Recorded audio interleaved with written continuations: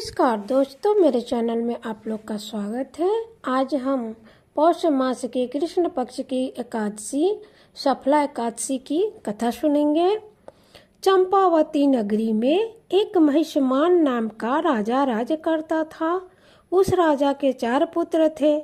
उन पुत्रों में सबसे बड़ा लुम्पक राजा नाम का पुत्र महापापी था। वह हमेशा परशस्त्री गमन तथा वेश्याओं के यहाँ अपने पिता का धन व्यय किया करता था। वह सदैव देवता, ब्राह्मण, वैष्णव आदि की निंदा किया करता था। जब उसके पिता को अपने पुत्र के बारे में ऐसा समाचार ज्ञात हुआ, तब उसने उसको अपने राज्य से निकाल दिया। जब लुम्पक सबके द्वारा त्याग दिया गया, तब वह सोचने लगा कि अब मैं क्या करूं, कहाँ जाऊं। अंत में उसने रात्रि को पिता की नगरी में चोरी करने की ठानी। वह दिन में बाहर रहने लगा और रात को अपने पिता की नगरी में जाकर चोरी तथा अन्य बुरे कर्म करने लगा।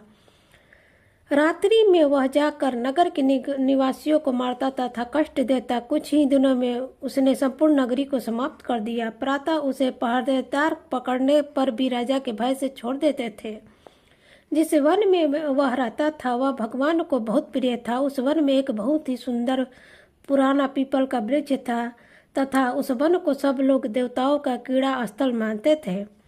इस जंगल में पीपल के वृक्ष के नीचे महापापी लुम्पक रहता था। कुछ दिनों के बाद पौष मास के कृष्ण पक्ष की 10वीं के दिन वह वस्त्रहीन होने के कारण शीत के मारे मूर्छित हो गया।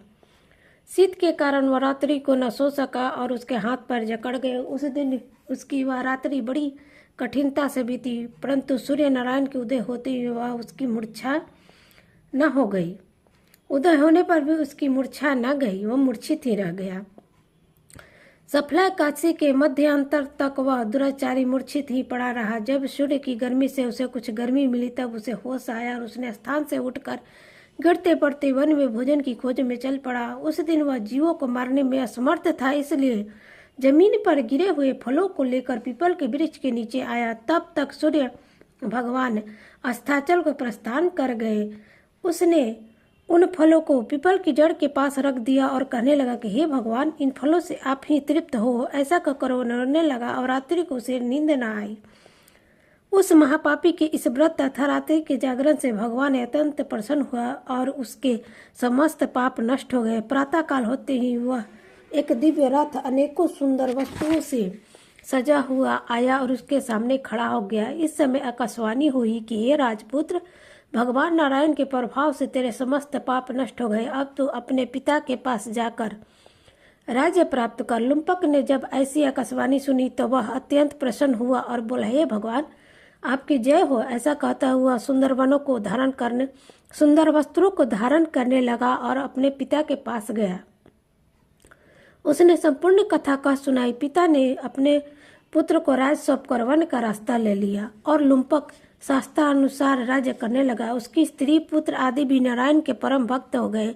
वृद्धावस्था आने पर उसने पुत्र को गद्दी देकर भगवान का भजन करने के लिए वन में चल गया। अंत में परम पद को प्राप्त हुआ। ये थी सफला एकादशी की व्रत कथा।